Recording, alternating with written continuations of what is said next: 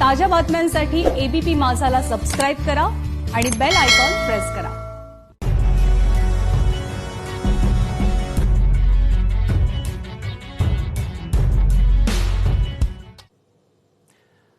नमस्कार, मी प्रसन्न जोशी। माझा विशेषमध्ये आपल्या सगळ्यांचं स्वागत। सध्या मेगा पोलीस भरती सुरू झालेली आहे। लोकांना फार मोठ्या अपेक्षा आहेत, बेरोजगारही आहेत, पण त्यामध्ये एक मोठा मुद्दा आहे की तो हा मराठा समाजाचं आरक्षण जिथे त्याला स्थगिती मिळालेली आहे, अशावेळी ही बंपर मेगा भरती पोलिसांची भरती सुरू झाल्यामुळे एक वाद उपस्थित झालेला आहे। मराठा संघटना आणि विरोधी पक्षांचं म्हणणं आहे की इतक्या लवकर तुम्ही नेमके एकीकडे स्थगिती मिळते, नंतर एकदम बंपर भरती निघते, हा काय प्रकार आहे?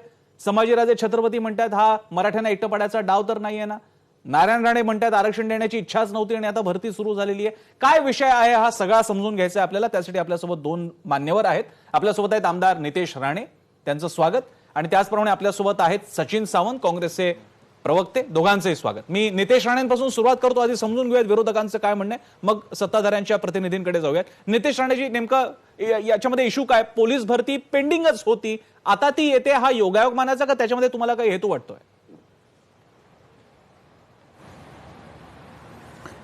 पेंडिंग होती, पण त्याची टायमिंगवर थोडा प्रश्नचिन्ह निर्माण करण्यासारखं वाटतो की काही दिवसा अगोदर ज्या पद्धतीने स्थगिती दिली गेली मराठा आरक्षणाला, आणि त्याच्यामध्ये हे राज्य सरकार जे काही कमी पडलं आरक्षण टिकवण्यामध्ये, आणि त्यानंतर काही दिवसातच मेगा भरती जाहीर होते, तर सरकारच्या हेतूवर निश्चित पद्धतीने प्रश्नचिन्ह निर्माण होतोच।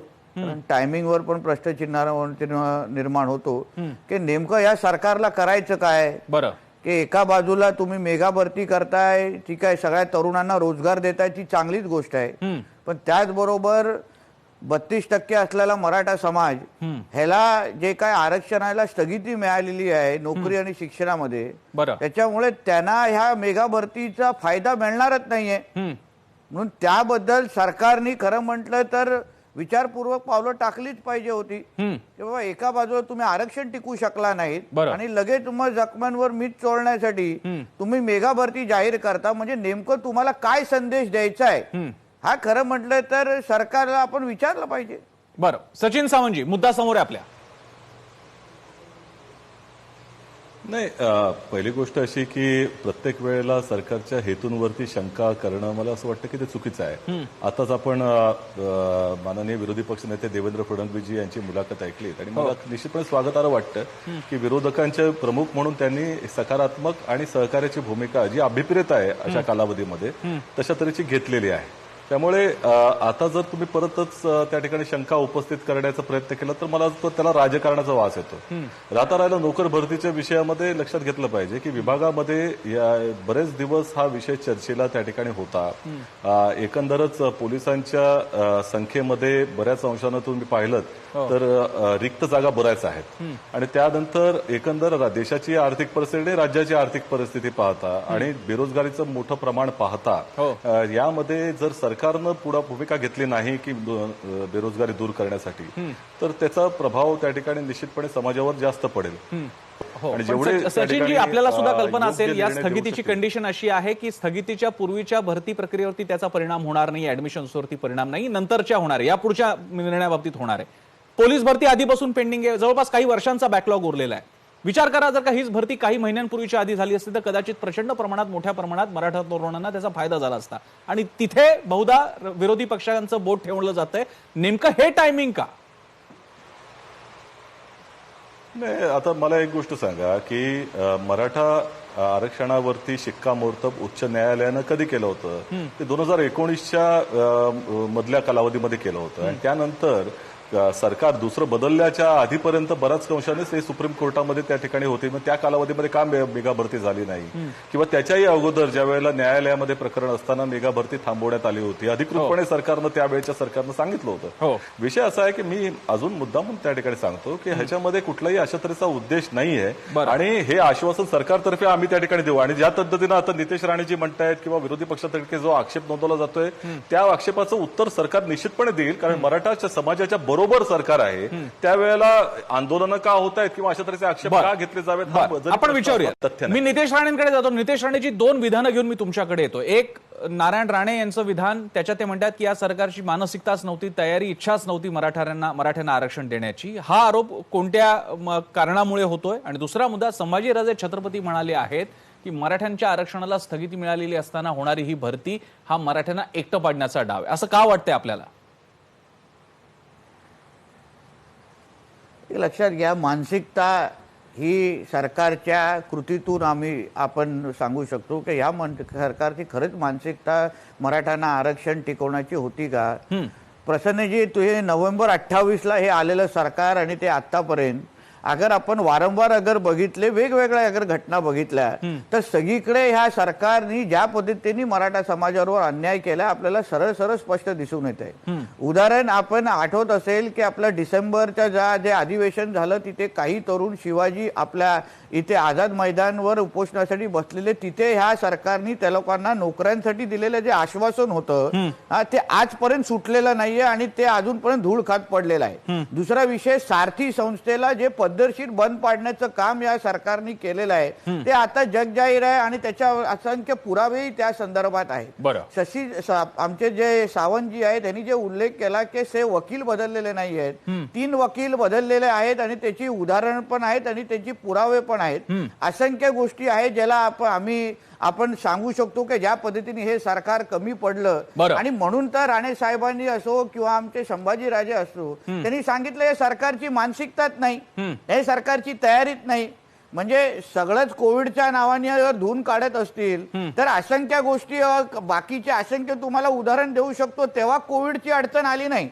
पण मराठा आरक्षण असो आणि महत्वाचे विषय असो तेव्हा कोविडची आठवण लगेच येते आणि मग कोविडची अडचण येते. म्हणून अशा काही गोष्टी कारण देण्यापेक्षा तुमच्याकडे सत्ता आहे, अधिकार आहेत, तुम्ही सगळे अधिकाऱ्यांनी सत्ता करून प्रश्न कसे सुटतील, प्रश्नांना उत्तरं कशी भेटतील ह्याच्यावर लक्ष घातलं पाहिजे. कारण देत बसलात तर राज्याची ज्या पद्धतीने हे सरकार आल्यानंतर अधोगती होते ती होत जाणार, त्याच्यामध्ये काही थांबण्याचं काही चिन्ह असणारच नाही. बरं, सचिन सावंतजी, याला धरूनच एक मुद्दा, तो म्हणजे या एकीकडे मुळात स्थगिती, राज्य सरकारच्या अपयशाबद्दलचा प्रश्न, आणि दुसरीकडे भरती, त्याच्यामुळे असंतोष वाढत चाललाय. कशा प्रकारे तोंड देणार आहात तुम्ही मराठ्यांच्या असंतोषाला? नाही, मला काय झालंय की असंतोष निर्माण करण्याचा प्रयत्न या कालावधीमध्ये म्हणजे निकाल आल्यानंतर जाणीवपूर्वक झालाय. कोण करते सचिनजी, कोण करते असा प्रयत्न? की सुनावणी, ऐका ना, हे झालंय. आपण आता मगाशी फडणवीस साहेबांची मुलाखत घेताना देखील आपण नाव घेतली होती. कशा तऱ्हेनं चंद्रकांत पाटील साहेबांची स्टेटमेंट आलं, कशा तऱ्हेनं वेगवेगळ्या पद्धतीनं भाजपचे लोक म्हणू लागले, हे आपण पाहिलेलं आहे. प्रश्न असा आहे की साधी गोष्ट आहे की सुनावणी झाल्यानंतर 10 दिवसानं निकाल लागला. त्या 10 दिवसाच्या कालावधीमध्ये एकाही व्यक्तीनं, तो मराठा आंदोलक असेल किंवा त्या संदर्भामध्ये तिथे जी काही ज्यांनी याचिका, म्हणजे नुसतं सरकारच याचिका करते नाही, त्याच्याबरोबर इतरही याचिका करतात, अनेकांनी त्या ठिकाणी आपल्या वकिलांच्या माध्यमातून सुनावणीमध्ये भाग घेतला होता. त्यामध्ये कोणी असं म्हटलं नाही की योग्य पद्धतीने सुनावणी झाली नाही, ह्या त्रुटी राहिल्या, अशा तऱ्हेचं त्या ठिकाणी केलं असतं बरं झालं असतं. निकाल लागल्यानंतर मात्र उपरती आलेली आहे की या पद्धतीनं झालं नाही, सरकार कमी पडलं. मग जर तिथे 7 ते 8 वकील वेगवेगळ्या याचिकाकर्त्यांचे होते आणि त्यांनी भूमिका मांडली, तर केवळ सरकार चुकलं असं दाखवणं मला वाटतं योग्य नाही. आणि म्हणूनच या दृष्टिकोनातून ज्या काही बातम्या सोडल्या जात आहेत, आता कुंभकोणींच्या संदर्भामध्ये बातम्या सोडल्या की त्या हायकोर्टाचे आपले जे कुंभकोणी जे आहेत ते त्या ठिकाणी आले नाही, जाणीवपूर्वक आणलं गेलं नाही. आता तो निर्णय झाला होता, फडणवीस साहेबांनी स्वतः घेतला होता, असं जाहीर केलेलं आहे त्या ठिकाणी. दुसरीकडे मेटे साहेब असं म्हणतात की नाही, तो जो गायकवाड कमिशनचा रिपोर्ट आहे तो इंग्रजीमध्ये नव्हता, मराठीमध्ये होता. आणि म्हणलं इंग्रजीमध्येच तो रिपोर्ट होता. म्हणजे ह्या ज्या काही वावड्या सोडल्या जात आहेत लोकांना दिशाभूल करण्याकरता, त्या अत्यंत चुकीच्या आहेत. 100% प्रयत्न सरकारने केले. जो निकाल आलाय न्यायालयाचा तो त्रुटीपूर्ण आहे आणि त्याच्यावरती आपल्याला त्या ठिकाणी आव्हान द्यावं लागेल. मला सचिन सावंतांचं बोलणं घेऊन नितेश राणेंना हा प्रश्न विचारावाच लागेल. नितेश राणेजी, सचिन सावंतांनी थेट बोलले नसले तरी अंगुली निर्देश हाच आहे की जरी भाजप म्हणत असला आम्ही राजकारण करणार नाही, तरी सुद्धा या स्थगितीचा वापर करत राजकारणच करण्याचा भाजप प्रयत्न करते. एक लक्षात घ्या, मराठा समाजाला हे लोकांनी मुळामध्ये गृहीत धरलाय का हा प्रश्न माझा आहे. आता म्हणजे मराठा समाजाचे विविध ज्या संघटना आहेत ते एक सगळे जे तरुण आहेत ते जसं उत्स्फूर्त पद्धतीने बाहेर निघालेले आहेत, कारण का शेवटी त्या लोकांना स्वतःच्या भविष्याची आज चिंता आहे. प्रत्येकाने आपल्या आपल्या पद्धतीने कर्ज काढून शैक्षणिक शिक्षणासाठी असेल, विविध नोकरीसाठी असेल, ते आपल्या आपल्या आता त्यांना अंधार दिसतोय म्हणून त्यांनी अगर रस्त्यावर येऊन उत्स्फूर्त प्रतिसाद दिला तर लगेच भाजपचं नाव घ्यायचं हे एवढं सोपं झालेलं आहे. माझं म्हणणं आहे की त्यांच्यावर तुम्ही त्यांना गृहीत धरू नका. त्यांना त्यांची जी अडचण आहे, त्यांचे जे काय प्रश्न आहेत ते प्रामाणिक पद्धतीने समजलं असतं ना, तर मला नाही वाटत अशा पद्धतीचे राजकीय धुळफेक करण्याची वेळ पण आली असती. सचिनजी, हा एक मुद्दा आहे की तुम्ही ज्या प्रकारे संकेत करतायत यापुढे जर का मराठ्यांची आंदोलनं झाली, म्हणजे उदाहरणार्थ दूध रोको आंदोलनाचा तर मुद्दा आहेच, त्याशिवाय सुद्धा आंदोलनं अजून रांगेमध्ये आहेत, म्हणजे यापुढे जर का आंदोलनं झाली तर ती भाजपने घडवून आणली असं तुम्ही वातावरण तयार करताय, म्हणजे बोट दाखवायला तुम्ही मोकळे की भाजपने केलं? नाही, अशा तऱ्हेची भूमिका भारतीय जनता पक्षानं गेल्या 5 वर्षामध्ये त्यांच्या सत्ता कालावधीमध्ये वेळोवेळी दिली. मला मुद्दामून त्या ठिकाणी जाणीव करून द्यावीशी वाटेल की चंद्रकांत पाटील साहेबांची त्यावेळची वक्तव्य लक्षात घ्या की काँग्रेस राष्ट्रवादी काँग्रेस भडकून देण्याचं काम करते, आंदोलनं पेटवायचं काम करते, महाराष्ट्र पेटवायचं काम करते, असे थेट आरोप त्यांनी केले होते. आता कसं असतं की लोकांची स्मृती फार कमी असते असं जर गृहीत धरलं, त्यामुळे ह्या सगळ्या गोष्टी आपण लगेचच बदलून आपली भूमिका बदलवता येईल असं जर भारतीय जनता पक्षाला वाटवत असेल तर तो त्यांचा भाग आहे. आम्हाला या दृष्टिकोनातून एवढंच म्हणायचं की त्यांची वक्तव्य जी आहेत ती त्या ठिकाणी योग्य नाहीत. आज फडणवीस साहेबांचं वक्तव्याचं आम्ही स्वागत केलं ना.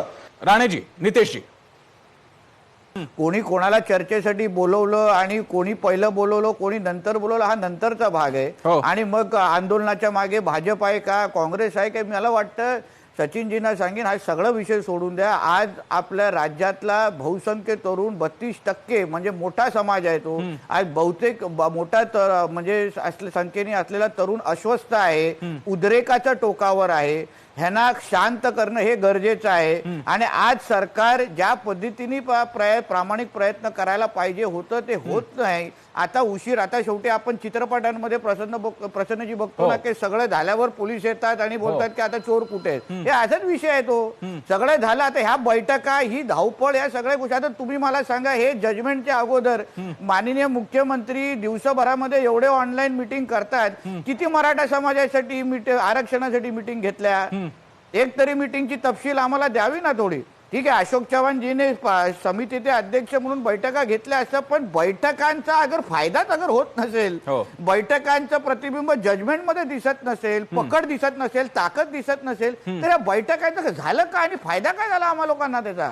मला एक मुद्दा नितेशजी, मी पुन्हा तुमच्याकडे येतोय कारण तो मुद्दा घेऊनच मला सचिन सावंतांकडे जायचंय. नितेशजी, तो मुद्दा असा की आता सरकारचं साधारणपणे धोरण असं आहे, ते बोलणार 2-1 दिवसात ते निर्णय घेणार आहे, तो धोरण असं आहे की आता शिष्यवृत्त्या, कमी इंटरेस्ट मधल्या कर्ज योजना, उद्योगासाठी मदत योजना, आर्थिक योजना वगैरे अशा प्रकारे या नाही तर त्या मार्गाने मराठा तरुणाला मदतीची ती भूमिका असं सरकार सूचित करते. हे मान्य असणार आहे विरोधी पक्षाला?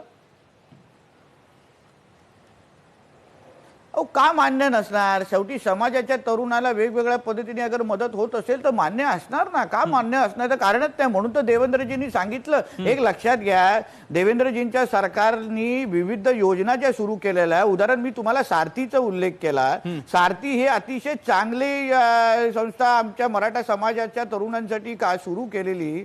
आज त्या सारथीला अक्षरशः बंद पाडण्याचं काम ह्या लोकांनी केलेलं आहे. आणि त्याची उदाहरण आहे. त्याच्यामध्ये काय मी राजकीय आरोप करतो असं विषय नाही. तुम्ही सारथीच्या लोकांशी अगर बोललात ते तुम्हाला सांगतील का परिस्थिती काय. अर्धा तासाची चर्चा त्यांची ठेवा. म्हणून मी तुम्हाला सांगतो, आम्हीच याच्याबद्दल रिपोर्ट केला होता पुण्याहून. आम्ही याच्यावरती, तुम्ही म्हणताय सारथीचा, आम्हीच रिपोर्ट केला होता. सचिनजी, हा मुद्दा आहे. आता सारथीचं काम डिसमेंटल जवळपास झाल्याचं बिचारे 2 दिवसात तुम्ही सचिन सावंतजी काय निर्णय घेणार आहात? मुख्यमंत्री म्हणाले 2-1 दिवसात निर्णय जाहीर करू, असं काय दिसू शकतं आपल्याला? बिचारे उपोषण करून करून थकले. विचारूयात आपण नितेशजी. सचिन, नाही, ऐका, सारथीबाबत एवढं जर प्रेम त्या ठिकाणी असतं तर सारथीच्याकडे 17 महिने त्याच्या कार्यालयाला एक अधिकारी देखील दिला नव्हता, एक कर्मचारी देखील दिला नव्हता. त्यावेळेला ते प्रेम कुठे गेलं होतं हा मुद्दा निश्चितपणे आहे. त्याचबरोबर त्या वसतिगृहाचे देखील पैसे हे खासगीरित्या भरावे लागले, त्याचेही पैसे दिले गेले नव्हते, हे लक्षात घ्या. म्हणजे ह्या 5 वर्षाच्या कालावधीमध्ये प्रचंड मोठं काम करण्यात आलं असा जर कोणाचा भाव असेल तर तो चुकीचा आहे, कारण तो वस्तुस्थिती दर्शक नाही. प्रश्न असा आहे की या संदर्भामध्ये 8 कोटी रुपयाची जी तरतूद आपण सारथीसाठी जी ऑलरेडी केली होती ती अडकली होती, कोविडमुळे अडकली होती. आणि त्यावेळेला छत्रपती संभाजी असतील, विनायक मेटे असतील, मी स्वतः त्या उपस्थित होतो सारथीच्या समितीमध्ये आणि अजित पवार साहेबांनी बैठक घेतली होती आणि ते पैसे रिलीज करायचा निर्णय घेतला होता. आजच्या परिस्थितीमध्ये ज्या वेळेला 15% स्टाफ हा प्रत्येक ठिकाणी आहे, त्यावेळेला इतके त्वरित निर्णय होणं हे सोपं नाहीये. त्यामुळे मला असं वाटतं की ही पार्श्वभूमी विसरता कामा नये. निश्चितपणे आम्ही मराठा समाजाच्या बरोबर आहोत. ठीक आहे, आणि मला एक जे शेवटचा निर्णय प्रश्न घ्यावं ते विचारायचा आहे समोर नितेश दिसणार आहे. राणेंना. नितेशजी, या सगळ्या पार्श्वभूमीवर आता पोलीस भरती प्रक्रिया तर जाहीर केलेली आहे, ती थांबवावी असं विरोधकांचं मत आहे. विरोधक त्यासाठी मागणी करणार आहेत. एक लक्षात काय की तुम्हाला संघर्ष कोणाला हवाय, पण हा संघर्ष टाळण्यासाठी किंवा समाजाचा उद्रेक थांबवण्यासाठी राज्य सरकारने तशी पावलं उचलावी ना. तुम्ही आम्हाला विचारण्यापेक्षा ह्या सरकारने आज जसं अनिल देशमुखजींनी सांगितलं की बाबा आम्ही 13% जागा आम्ही बाजूला ठेवणार, पण तशी काही नोटिफिकेशन आणि काहीतरी विश्वास समाजाला द्या ना. कारण का जसं मी तुम्हाला उल्लेख केला, डिसेंबर जानेवारीमध्ये जे काही मराठा आंदोलक होते त्यांचे प्रश्न आजपर्यंत सुटलेले नाहीत, जे आझाद मैदानमध्ये आश्वासन देऊन गेलेले. तेव्हा पण अशीच मोठी मोठी नावं आम्ही लोकांनी ऐकलेली, तसेच असे पत्रकार परिषद झालेली. म्हणजे जोपर्यंत कृतीतून दाखवून आम्हाला काय विश्वास, समाजाला विश्वास देत नाही, तोपर्यंत तुम्ही आम्हाला विचारण्यापेक्षा आंदोलन की आम्ही तुम्ही काय घ्यायच्यापेक्षा उद्रेक थांबवण्यासाठी, समाजाचं समाधान करण्यासाठी सरकारने बोलण्याच्या पलीकडे जाऊन आता हे मुख्यमंत्री 2 दिवसात काय दिवे लावणार आहेत हे आता बघू. 2 दिवसानंतर ते आपण आता सगळे वाट पाहू. पण हे सरकार जोपर्यंत कृतीतून उत्तर देत नाही ना, तोपर्यंत या सरकारवर विश्वास राहिलेला नाही. कार्यक्रमाच्या शेवटी हा तर मुद्दा खराच आहे की 2 दिवसात आता शासन कोणता निर्णय जाहीर करणार त्यावरती अनेक गोष्टी अवलंबून आहेत. सारथीचं पुनरुज्जीवन, अधिक मदत करणं, वेगळी काही महामंडळे त्याच्या माध्यमातून शिष्यवृत्त्या, आर्थिक मदत हा पर्याय असेल का? पोलीस भरतीच्या बाबतीत काही वेगळ्या मार्गाने मराठा तरुणाईला दिलासा देण्याचं काम होईल का? हे प्रलंबित असेल. 2 दिवसानंतर ह्या पेट्यारातून काय बाहेर येईल ते तर आपल्याला बघावं लागेलच. तुर्तास आपल्याला नितेश राणे आणि सचिन सावंत यांनी वेळ दिला. दोघांचेही धन्यवाद. इथेच थांबूयात. पाहत रहा एबीपी माझा.